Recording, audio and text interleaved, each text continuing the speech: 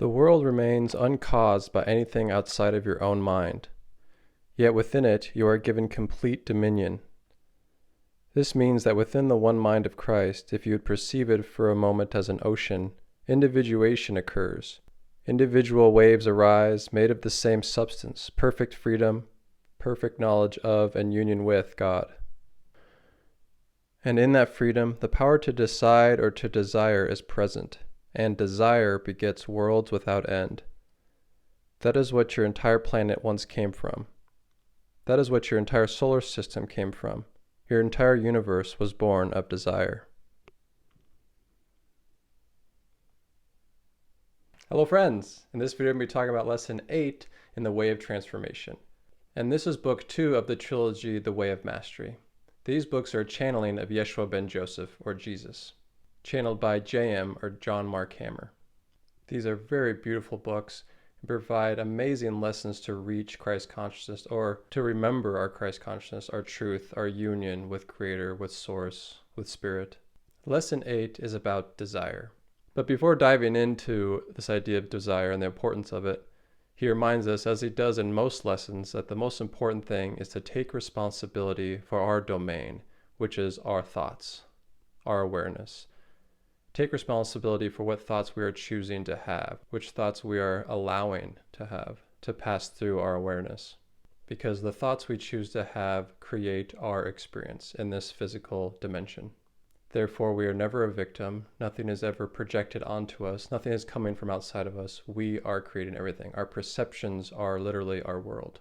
So it could be said this way of transformation, this whole process of remembering what we truly are, is really desiring and allowing the thoughts to pass through our awareness to be the same as the ones of our Creator, of our higher mind, of our Source, whatever you wish to call it.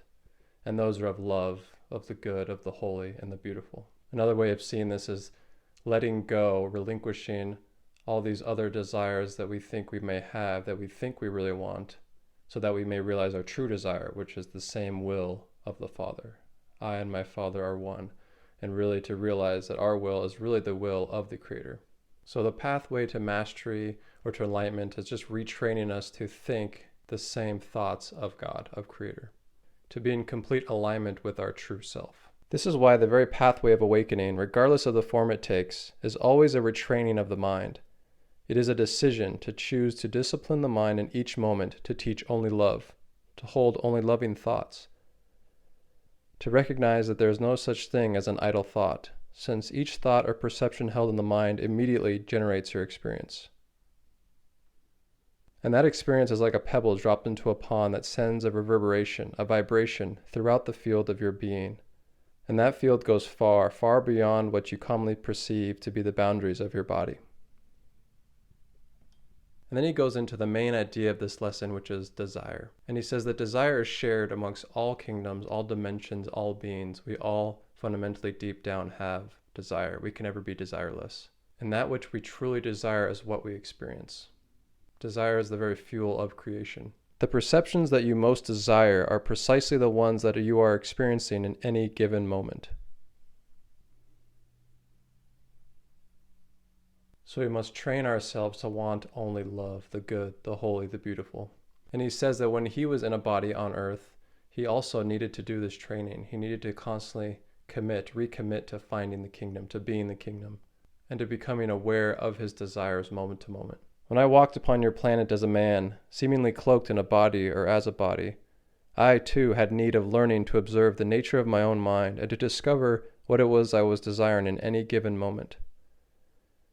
Vigilance for the kingdom means to retrain the mind until it desires only love, only the kingdom, only enlightenment, only peace, only reality. And when the mind has been so retrained, in that moment there is no longer any sense of a separate self struggling to find God. There is no longer any sense of a separate self who knows lack. There is no longer any sense of a separate self that is unworthy of being the embodiment of Christ. And in that moment, the body can seem to continue, or it could disintegrate. He goes on to share that once you become so aligned with the same desire of your Creator, the body, as it kind of mentions at the end of that last quote, becomes transparent, becomes meaningless. You're unattached to it. It simply is a communication device for the love to be expressed to help your brothers and sisters remember this same love. He then reverses a common mistake that spiritual seekers make. He says we must not think that we need to reach a certain point and enter into this holy place so that we become the Christ or the true self or an enlightened being or into our Buddha nature, but instead reverse that and realize that that is what you truly are. That is your fundamental foundation. And to really just attune to it, align to it, and express it, let it come out through you. So you begin the journey at the end. You begin with the recognition that I and my Father are one, or I and this true consciousness, this true spirit, this love light that's within everything are the same thing. I am one with that. Therefore, I am already that, so all I need to do is train myself to express only that, to desire only that. The way of transformation, and please listen carefully, is not a process of changing the unworthiness in you to the point where finally you're knocking at heaven's door and you then awaken. Rather, the way of transformation rests on your decision to accept the truth that is true always. I and my Father are one. Now that that's out of the way, how could a Christ live in this dimension? How would a Christ bring himself or herself to each moment of experience? What voice would Christ listen to? What vision would he serve? The struggle to awaken is the very obstacle to its accomplishment.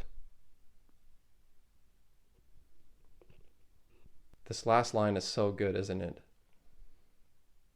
The struggle to awaken is its very obstacle to its accomplishment. So because we think we need to struggle to achieve it, we come from a point of view that we don't have it, that we need it.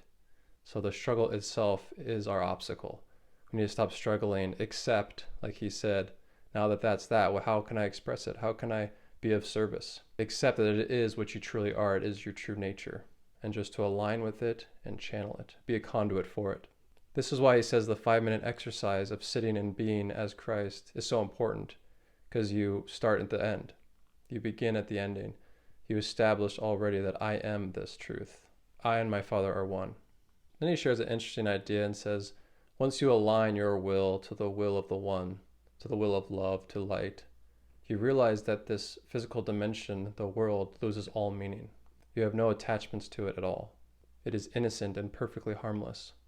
And the literal world that you thought you used to know, buildings, cars, governments, and all the rest, simply becomes a temporary, harmless illusion that seems to have hoodwinked your brothers and sisters, who are a part of you.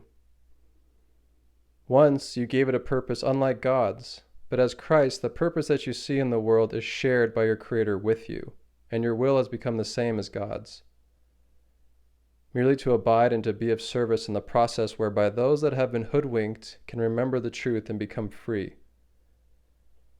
And it no longer matters how that occurs. That is, what form your teaching occurs in. It's all the same, and you see no difference between your form and someone else's, for you will recognize the teachers of God. And this is the same meaning behind one of my favorite quotes from a Gospel of Thomas. Let him who seeks continue seeking until he finds. When he finds, he will become troubled. When he becomes troubled, he will be astonished and will rule over the all. That first part of the quote, when he finds, he will become troubled. This is referring to, as Jeshua says in these teachings, in these lessons in the way of mastery, that's referring to one realizing that the world is meaningless. And it is, in fact, troubling at first, because before you put so much meaning towards it, so much attachment, so much fear, so much attraction and aversion, right? Pushing and pulling of this world, of this illusion. And you at first become troubled because you realize that it is all a dream. It is all an illusion that I myself have created. Where did the world go? I used to think it was a fearful place. I used to think that I had to get ahead. I used to think that there were those who could victimize me. Now I just see harmlessness. I see nothing out there that can add anything to me. I am simply at rest and at peace, delighting at play in my Father's kingdom. And where I am, Christ abides. And so he says it is very important that we become responsible for what we desire. Because what we desire is ultimately what we create, what we perceive, what we experience of this physical dimension.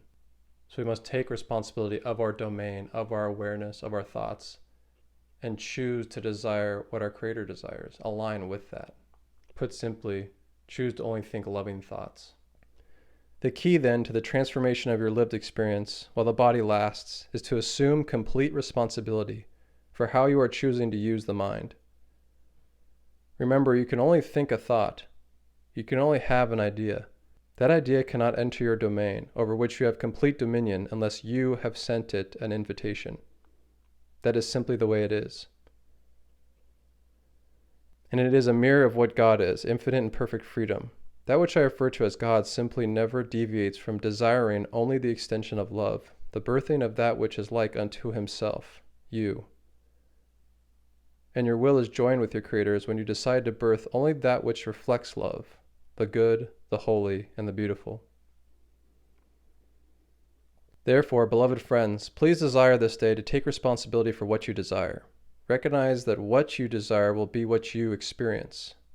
Recognize that what you desire literally creates the pathway whereby you will experience either heaven or hell, peace or turbulence, love or fear. And then he gives an exercise, as he does in most of these lessons. And he says, put a timer on your watch or your phone, and within every hour, set aside a time of 10 minutes of each hour to start becoming completely aware of yourself. Begin to observe what you're really doing, why you're doing it, what desire is leading you to do the action that you're doing. And the more you do this exercise, you realize, he says, you'll realize that there is deep down a desire to extend the good, the holy, the beautiful, to be a loving person. It is already present. And as you become aware of all these other desires, you get in touch with that deeper desire within you that is shared with your Creator. Begin to learn how to observe without embellishment, without interpretation or explanation, exactly what you're doing for 10 minutes. So in each 10 minutes, learn to develop the ability to observe what you're really doing.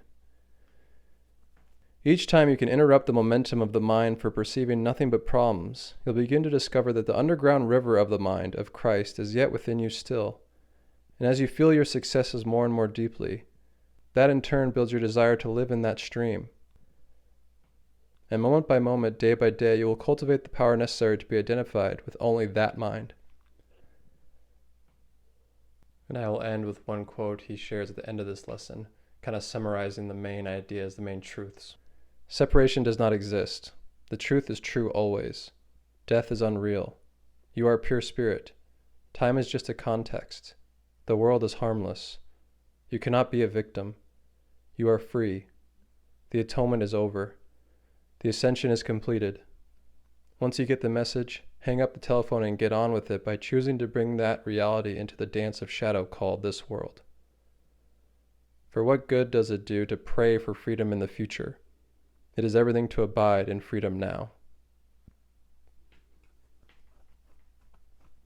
All these books and these lessons are available free online at womlibrary.com. It's really cool that Jayem did this. And this is part of a series, so check out the next lesson, lesson 9. Thank you.